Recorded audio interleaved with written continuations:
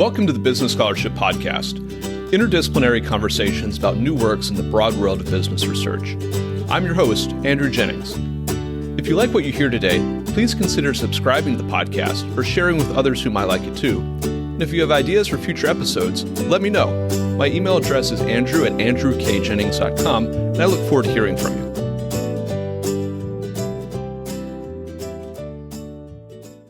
Our guest today is Blair Bullock, visiting assistant professor of law at Tulane University. We'll be discussing her article, Uncovering Harassment and Retaliation, which is forthcoming in the Alabama Law Review. I'll add a link to the article in the show notes for today's episode. Blair, welcome to the Business Scholarship Podcast. Thank you for having me, Andrew.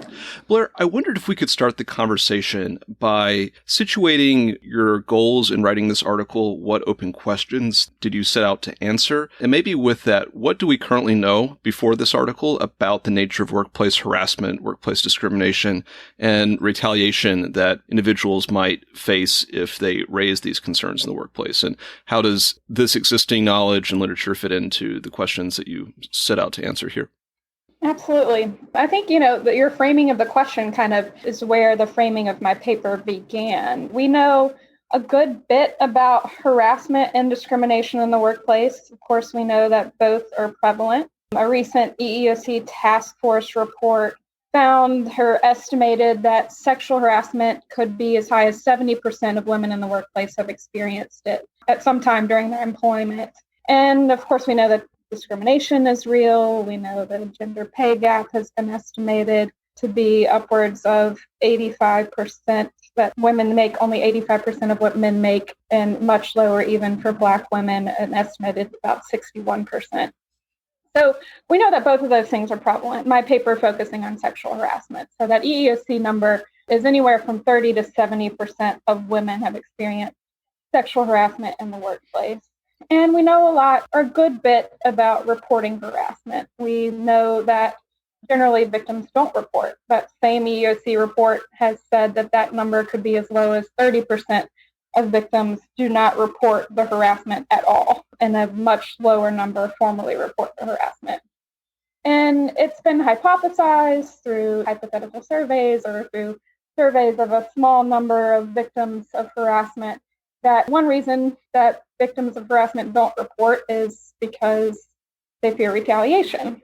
But what we don't know much about is the prevalence of retaliation in the workplace and how an employer does respond to harassment once they're alerted that it has occurred in their workplace.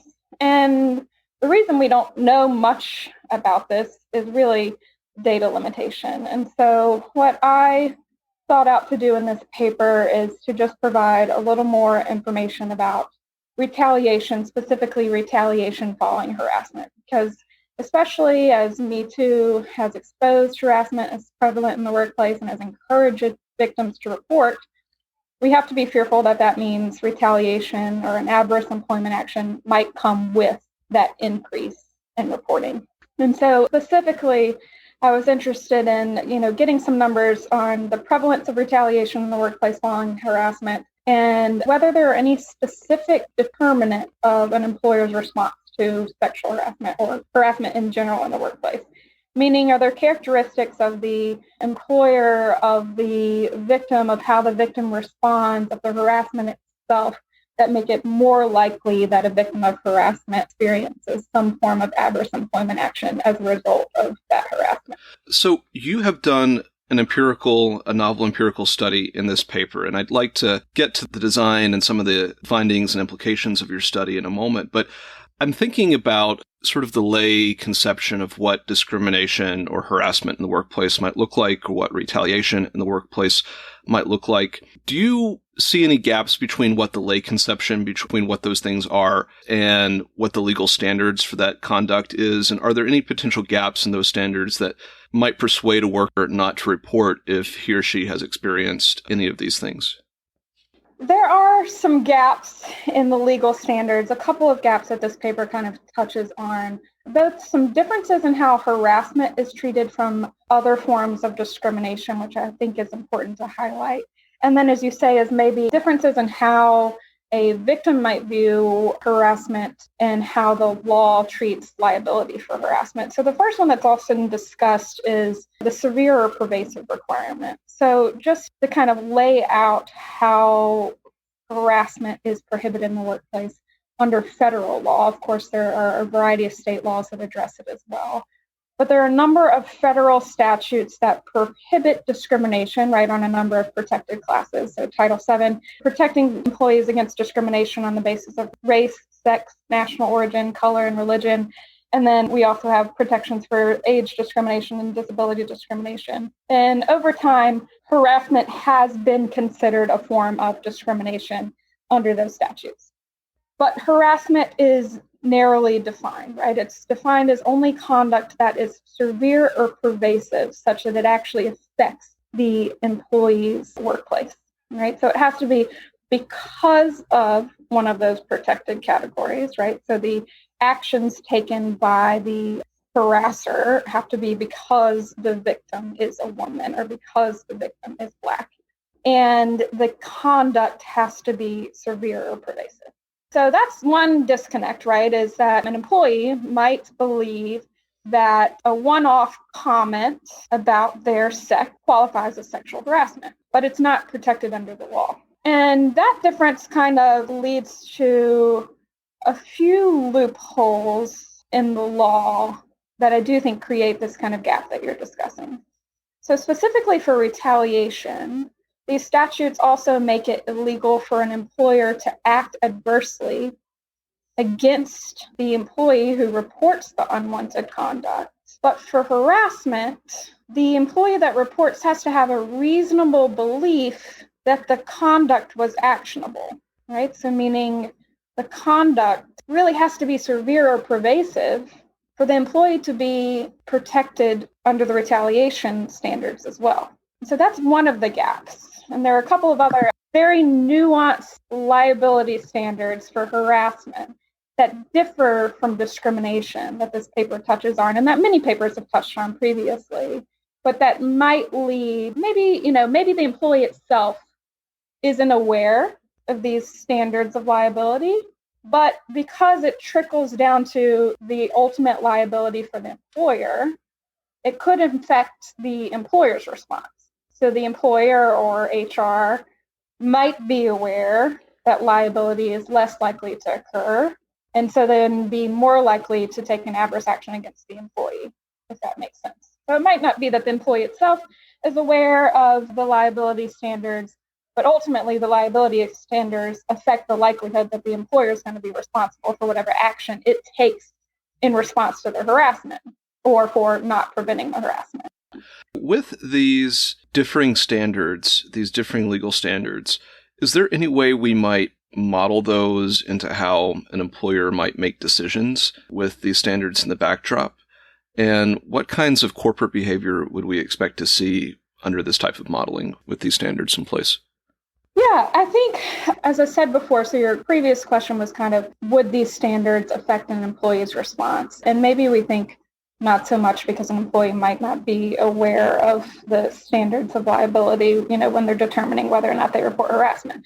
But we certainly, as economists, assume that legal liability does make a difference when employers are determining how to act. And so if there are these loopholes, these instances where an employer is not strictly liable for harassment in the workplace, but is only liable if a particular set of responses are met, and that's kind of the standard I haven't discussed previously, which maybe I'll kind of quickly walk through, is that so an employer is going to be liable for harassment if it's quid pro quo harassment, which means that a narrowly defined supervisor, someone who has the ability to economically impact an employee's, so hire or fire or promote an employee, harasses that employee, and it results in a tangible employment action, meaning it is either it's quid pro quo, like it's tit for tat, you do the sexual act and you will be promoted, or you don't and you're not and the employee is not promoted.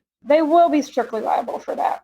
But absent those two characteristics, so if the harasser is not one of those, a narrowly defined supervisor, or if it doesn't result in this narrowly defined tangible employment action, the employer is only going to be liable in a certain set of circumstances. So they will have an affirmative defense, even if the harasser is a supervisor. If the employee does not report the harassment, and generally timely report the harassment, that's been interpreted by some courts to mean as little as 2 weeks. And if the employee takes some kind of preventative measure to prevent harassment in the workplace, generally that's just been interpreted to mean they have a policy against it, some kind of training in place to make sure that the employees are aware that sexual or harassment in general is illegal.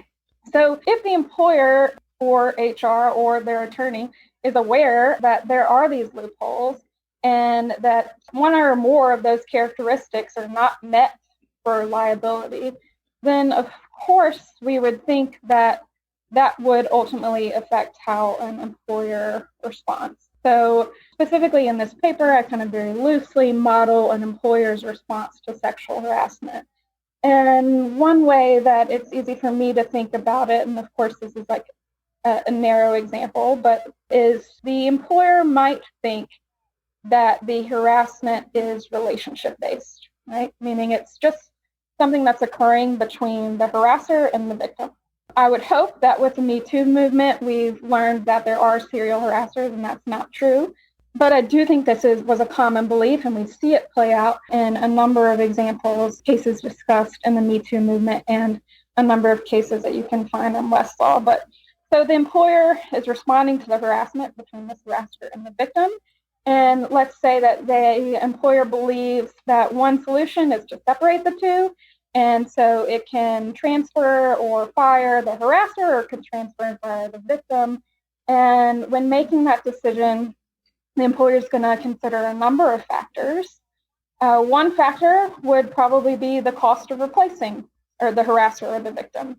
If the harasser is a supervisor, they're much more expensive to replace, right? Because of tenure, because of their experience, because of their responsibility in the workplace.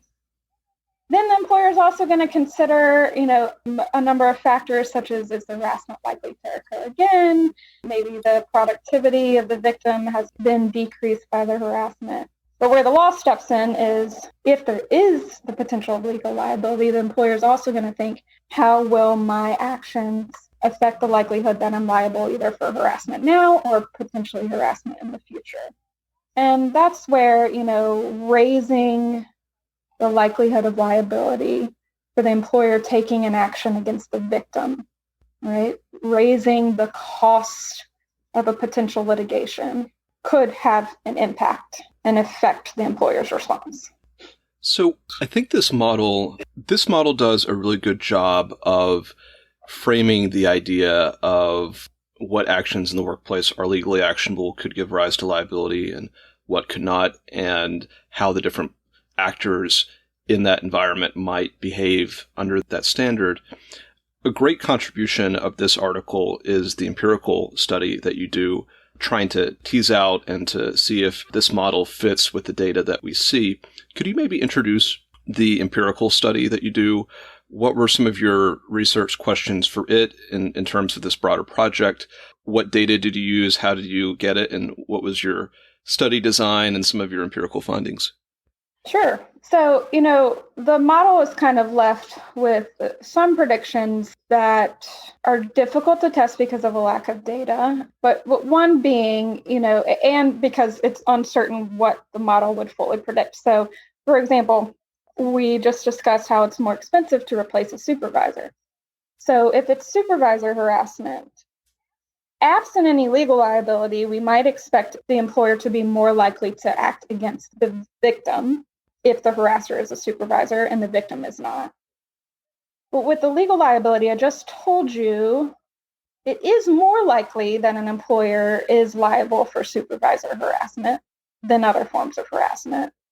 And obviously with retaliation, it is more likely, with retaliation protections, it is more likely that the employer will be liable if they take an action against the victim.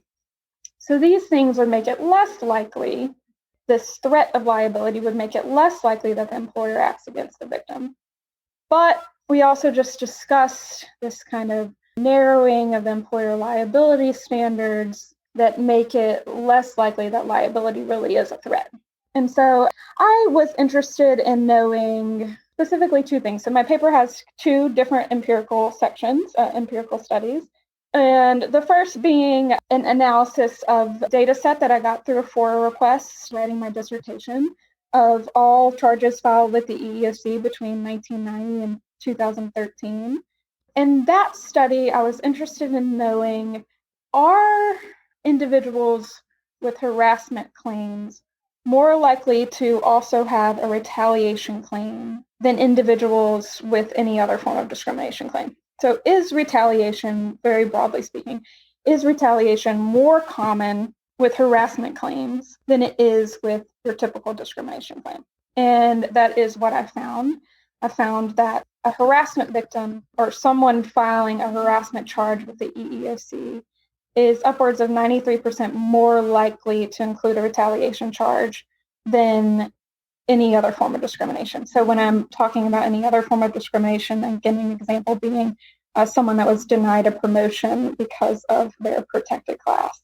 And part of that could be because of the differences in strict liability and because victims of harassment are required to internally report the harassment in order to trigger liability standards, which is not the case for any other form of discrimination. But more directly related to the model, I was interested in knowing, are there any characteristics, for example, the harasser is a supervisor and the victim is not, of the harassment or of the workplace or of the victim's response to the harassment that make it more likely that the employer takes an adverse action against the harassment victim in response to the harassment.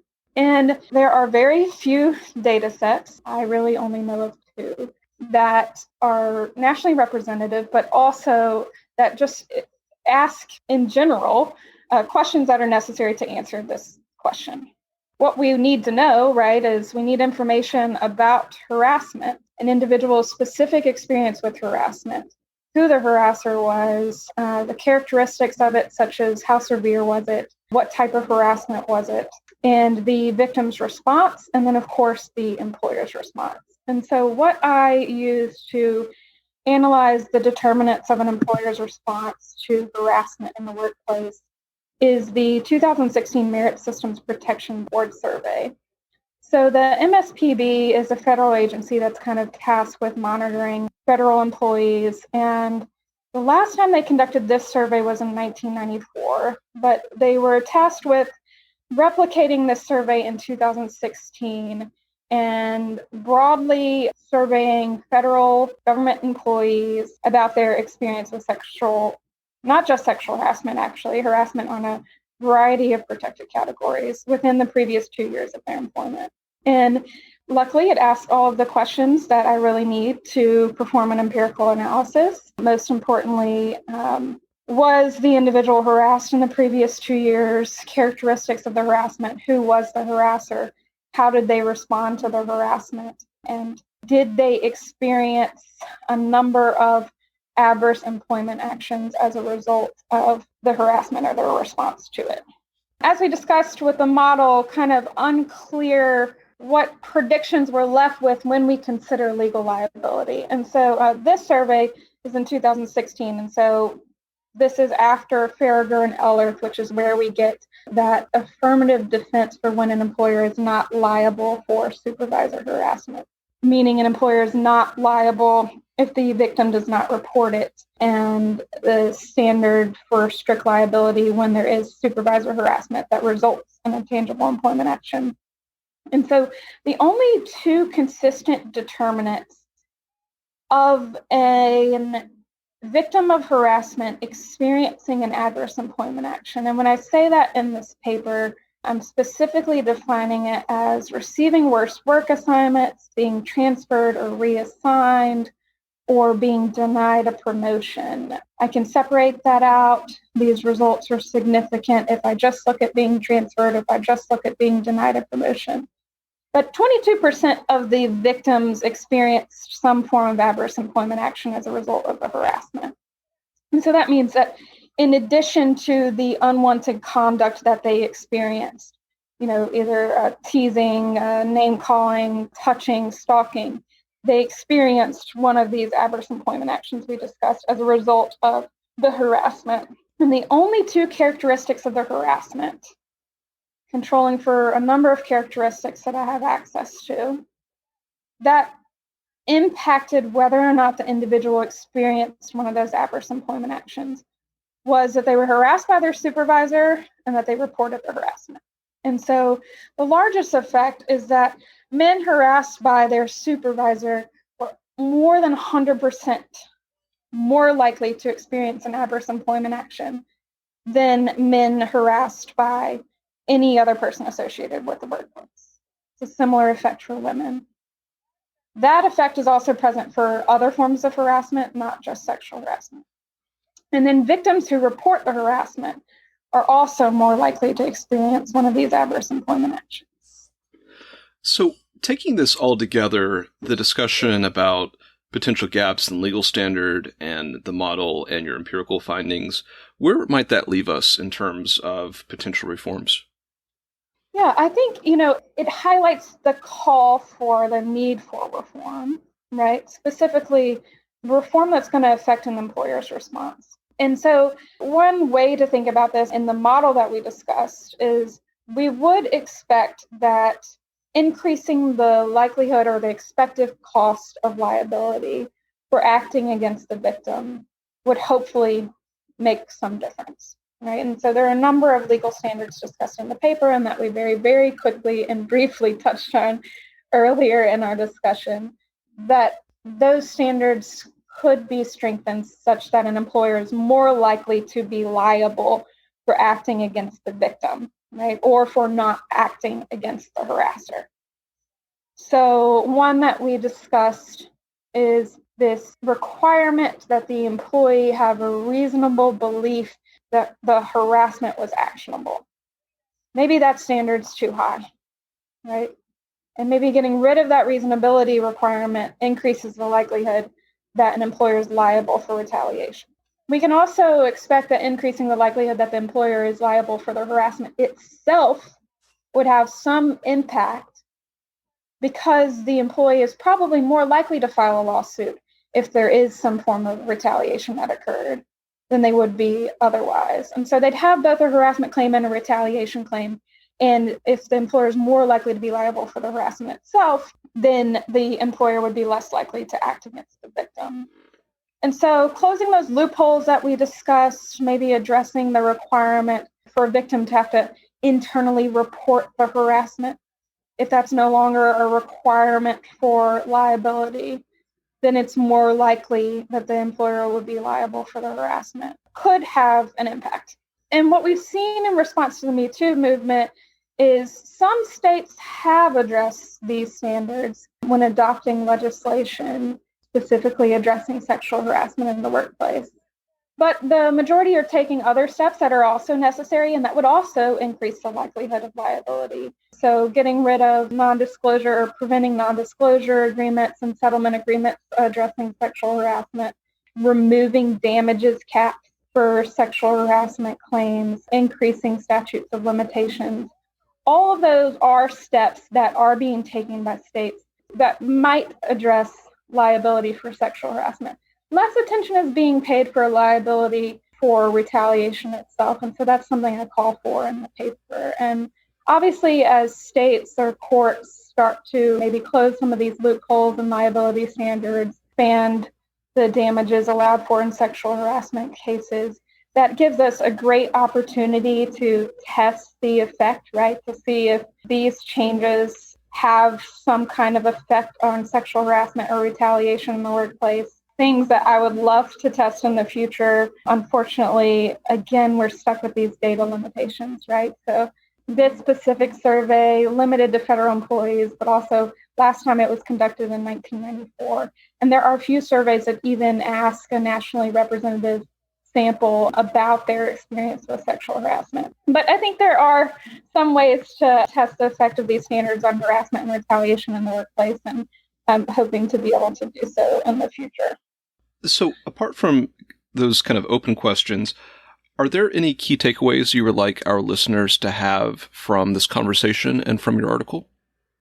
Sure. I think probably my key takeaway that is particularly important as we recognize following the Me Too movement that harassment is prevalent, but there needs to be more attention paid to retaliation because as individuals are becoming aware of harassment and its prevalence in the workplace, hopefully more reporting is occurring and that we have seen an uptick in the filing of harassment claims with the EEOC since the movement began.